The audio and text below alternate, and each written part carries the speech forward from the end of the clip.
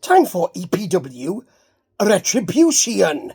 You know EPW, all the E's, the P's, the C, the W's, and out of Mississippi, the M's, the S's, you know the deal with the M's, highs, S's, P's, etc., etc. And this will be Retribution because it's Marko Harris versus Shawn Hoodrich. Yes, Harris versus Hoodrich. And, I mean, I know I'm joking around, but that's going to be a blooming good match, isn't it? Spoiler alert, it is. Yes, so, early on we've got parental advisory. You know, it's Dakota Gage and Hunter Dabbs. And what they do is they generally take the fun. They mess around. They're youngsters who like to have a bit of a joke. And Jimmy Blaylock, who's there with Joey Gross, of course, Jimmy and Joey are the mainstays in the commentary area with Jax Rocks, XXX, on announcing and interviews and all of that. And you know that Jimmy doesn't like parental advisory, doing all this kind of stuff. He thinks that they're not really jokers. He thinks that they are a bit more than that. And actually, I would agree this week because they're backstage and just laid out. I mean, they're not there. They're not around. Tag team champions, the Initiative, have left the belts there on the locker room chairs. So they say, we're not going to take the belts. No, we'll leave them, which is really good, gentlemen, because that wouldn't be ideal at all, would it? But they do take the Initiative's garb, their outfits. And later on they will wear them. That's not very nice, is it? Not very nice at all. Jimmy Blaylock has a point. I know Joey Gross thinks it's just horseplay, but actually I think it's a bit more than that. I mean, they need to look at other people's property, and they need to understand that other people own stuff. It's like saying, I know your arm's come off, but it was just a prank. Yeah, well, I'm going to beat you to death with that arm. That sort of thing. And is that just a prank? I'm not saying I'm going to do that, but that's the sort of thing. Anyway, we do also have this week a women's tag title match. Not tag title match, what am I talking about? A women's belt title match. Couldn't get the words out.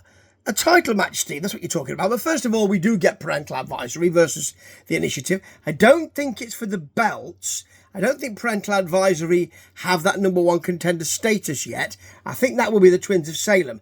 They will be involved later on, ladies and gentlemen, Fonally. But first, we've got them attacked by the Initiative early on. Of course they're going to do that. They just nicked their costumes and they've come out with the costumes. They've got sort of stick-on beards and tashes and all of that. It's not very nice, is it? I'm looking at my notes, as you might expect. Trace gets a back suplex onto the apron because they attack them early on. Then you get the bell. Trace Hunt gets a twisting neck breaker into a Jason Genesis senton. It's lovely, actually. A Hunt leg drop.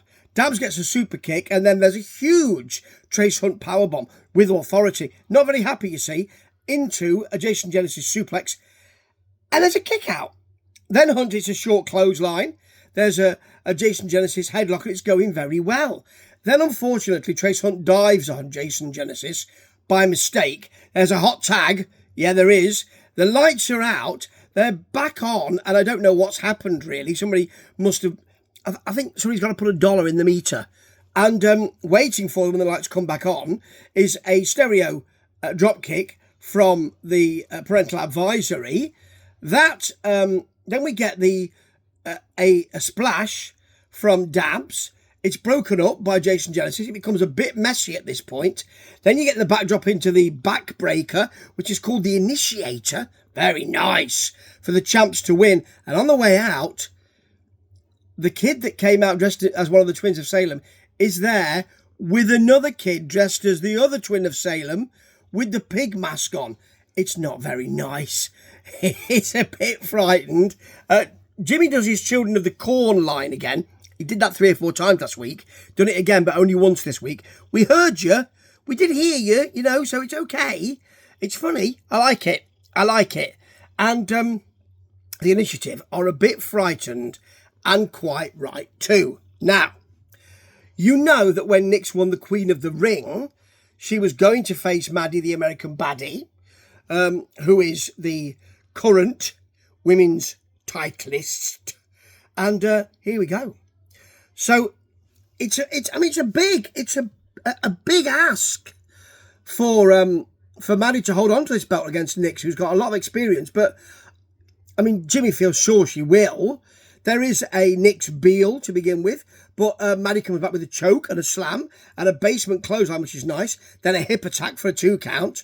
Superplex, though, from Nyx. She can't follow up, though, because she's taken so much from Maddie. Then there's a nasty DDT. She's been doing this since she fought DDT, Diana Taylor. And it's a really nasty one, you know. Really is. It's a really snap one. And she gets the pin. I'm shocked. I'm really shocked, actually. She won. She won. She is the new champion, the new women's champion. And I'm delighted to say that that was a great match, and the EPW decided to put the belt on Nyx. And I'm delighted about that. She's the goddess of the night. She's got a lot of charisma. She knows what she's doing. I heartily endorse this. Maddie's been a fine champion, but Nyx can give it something else, I think. And I'm looking forward to her reign as champion in EPW. Now, Retribution, because it's Marko Harris, who gets attacked by Shawn Hoodrich, who's lying in wait for him when he comes out. He does fight back, though, I have to say. Gets a big flying clothesline. Remember, Hoodrich ruined his opportunity to win the NWA title from Tom Latimer. And Hoodrich says it should have been him, really. Hoodrich has got his feet on the ropes when he's using a headlock. Harris fights it. Hoodrich is back to it, won't let it go. He won't let it go. Harris has to give him a jawbreaker and an enziguri to get out of that. But Hoodrich is back with immediate spinebuster for a 2 count. Nice missile dropkick from Harris. Lovely springboard uppercut for a long 2 count. Big, big moves here. Draping DDT from a really nasty one, actually, from Hoodrich. Hoodrich, then there's a springboard cutter, which Harris uses to put his opponents away. Hoodrich kicks out. He kicks out of that. Then he gets some nice kicks and a basement DDT. That's lovely. Kick out from Harris. I mean, then a couple of fans are shown. They're not really energised. It's a bit of a shame because this is a blooming good match, you know. Then there's a ref bump, but don't worry, it's not too egregious. It doesn't last for too long. It's not overbooked. It does lead to Hoodrich's super kick not being countered, though. He then gets the snake, because, you know, he brings a snake to the ring, and chokes Marko Harris with it. I've seen it. This is only the second time I've seen it, and I think it's extraordinary. He sells very well, does Harris, but then he kicks out. The ref then comes to see Hoodrich putting the snake back in the bag, grabbing the bag, and making to hit Marko Harris with that bag. I mean, it stops him doing that, and then he walks straight into, not the ref, of course, Shawn Hoodrich, walks straight into a springboard cutter, and then a lovely destroyer for that pin. And Hoodrich is allowed by EPW to almost kick out of that. So just 1 second after he got the shoulder up. That was beautiful. Beautiful. Really well done. What a great match. Great moves. Great action. There was a reason for it. It was lovely. Frenetic pace. Snake work. Good name for a band, actually, that. A rock band. Snake Work. This is the new single from Snake Work. Great. And I think Hoodrich is a real talent. Marko Harris is a real talent. EPW has loads of talent and knows what to do with them. Ta-ta.